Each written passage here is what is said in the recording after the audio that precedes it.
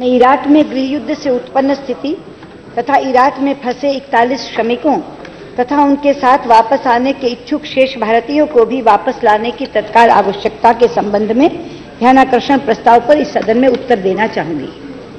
अध्यक्ष जी, सबसे पहले मैं इस सम्मानीय सदन में पुनः कहना चाहूंगी कि सरकार इराक में हाल ही के घटनाक्रमों तथा इराक में फंसे भारतीय नागरिकों की सुरक्षा एवं संरक्षा के संबंध में संसद के माननीय सदस्यों की चिंताओं से पूरी तरह सहमत है।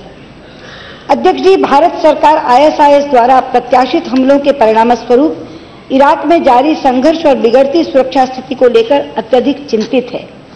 आईएसआईएस ने जिस गति से 8 जून को अपने हमले शुरू किए तथा उत्तरी एवं मध्य इराक के कई नगरों पर कब्जा कर लिया, उससे हर कोई हतप्रभ है। तब से इराक में सुरक्षा की स्थिति गंभीर तथा अस्थिर बनी हुई है। इस संघर्ष की शुरुआत में इराक में भारतीयों की संख्या लगभग 22,000 थी। इनमें से बगदाद में 500, नजफ में 2300, करबला में 1000, बसरा में 3000 और कुर्दिस्तान में 15,000 तथा अन्य शहरों में 200 भारतीय शामिल हैं। इन अप्रत्याशित हमलों के बाद संघर्ष के क्षेत्रों में कुछ भारतीय फंस गए थे। अध्यक्ष जी, तिक्रित शहर के एक स्थानीय अस्पताल में कार्यरत 46 नर्सों का एक समूह भी संघर्ष के कारण फंस गया था। उन्हें एक अज्ञात समूह द्वारा 3 जुलाई को मोसुल लाया गया था।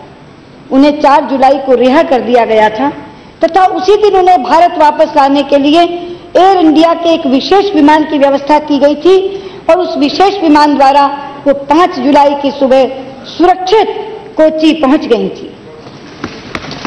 इनके साथ ही 134 अन्य भारतीय कारीगरों को भी वापस लाया गया था, जिसमें से हैदराबाद में 80 छोड़े गए थे और दिल्ली में 54 व्यक्ति लाए गए थे।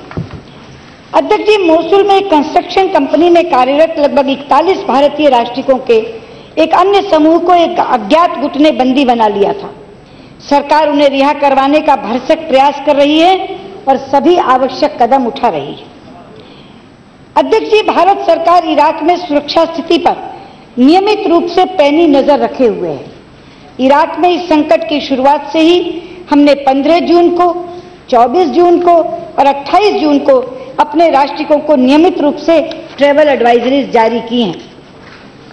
भारतीय नागरिकों को अगली अधिसूचना जारी होने तक इराक की किसी प्रकार भी यात्रा न करने की सलाह दी गई है। जो प्रवासी भारतीय कार्य मंत्रालय है, उनके द्वारा ईसीआर की श्रेणी के यात्रियों द्वारा इमिग्रेशन पर प्रतिबंध लगा दिया गया है, जो 19 जून 2014 से प्रभावी चला आ रहा है। हमने इराक में हमारे नागरिकों को पुनः सलाह दी है कि वो कमर्शियल मीन्स से देश छोड़ दें यदि ऐसा करना सुरक्षित है। वर्तमान सशस्त्र संघर्ष से प्रभावित क्षेत्रों में रहने वाले हमारे नागरिकों को ये सलाह दी गई है कि वो यथासंभव घरों के भीतर ही रहें और उत्पन्न सुरक्षा स्थिति से संबंधित ताजा सूचना और आवश्यक मार्गदर्शन के लिए बगदाद स्थित हमारे दूतावास से संपर्क में रहें। जिन भारतीय नागरिकों के पास यात्रा दस्तावेज नहीं है अथवा जिन्हें एयर टिकट जैसी अन्य सेवाओं और इमिग्रेशन क्लियरेंस के लिए सहायता की आवश्यकता है, उन्हें सलाह दी गई है कि वो बगदाद स्थित हमारे दूतावास से सहायता प्राप्त करें। अध्यक्ष जी, जून से बगदाद स्थित हमारे दूतावास और विदेश मंत्रालय ने विशेष नियंत्रण कक्ष बनाकर 24 घंटों की हेल्पलाइनें स्थापित की हैं, ताकि इराक में रहने वाले हमारे नागरिकों को और भारत में संबंधित परिवार के सदस्यों की सहायता की जा सके। इन हेल्पलाइनों के बारे में मीडिया के माध्यम से भी व्यापक प्रचार किया गया है। अध्यक्ष जी, हमने बसरा, नजफ और करबला में विशेष कार्यालय स्थापित किए हैं और अतिरिक्त 25 स्टाफ सदस्य भेजकर बगदाद में अपने मिशन को और सशक्त किया है। ये क्षेत्रीय कार्यालय भारतीय नागरिकों और जिन कंपनियों में वे काम करते हैं उनसे संपर्क कर रहे हैं तथा उन्हें एयर टिकट प्रदान करने के साथ ही आप्रवासन और प्रस्थान सहायता करके अपने नागरिकों को इराक छोड़ने की सुविधा प्रदान करने के लिए भी अपनी सेवाएं दे रहे हैं। हम लोगों ने अपने पूर्व राजदूत को इराक भेजा है, जिससे हमारे नागरिकों की सहायता हेतु दूतावास द्वारा किए जा रहे प्रयासों को और सुदृढ़ बनाया जा सके और उनका समन्वयन किया जा सके। इराक में हमारे नागरिकों को सहायता प्रदान करने के लिए हमारे यहाँ एक कोष होता है, ICWR, भारतीय सामुदायिक कल्याण कोष, हम उसका भी उपयोग कर रहे हैं। भारतीय नागरिकों की वापसी से संबंधित अंतर मंत्रालयी स्थायी समूह ने स्थिति की मांग के अनुसार इराक से हमारे नागरिकों को सुरक्षित और शीघ्र वापस लाने के लिए ठोस आपातकालीन योजनाएं तैयार की हैं। हालांकि हमने किसी भी प्रकार की आपातकालीन स्थिति से निपटने के लिए स्वयं को तैयार कर रखा है, फिर भी हम यात्रा दस्तावेजों और एयर टिकटों सहित हर अपेक्षित सहायता प्रदान करके अपने नागरिकों को वापस लाने के लिए या इराक में अपेक्षा के सुरक्षित क्षेत्रों में ले जाने की सुविधा प्रदान करने में लगे हुए हैं।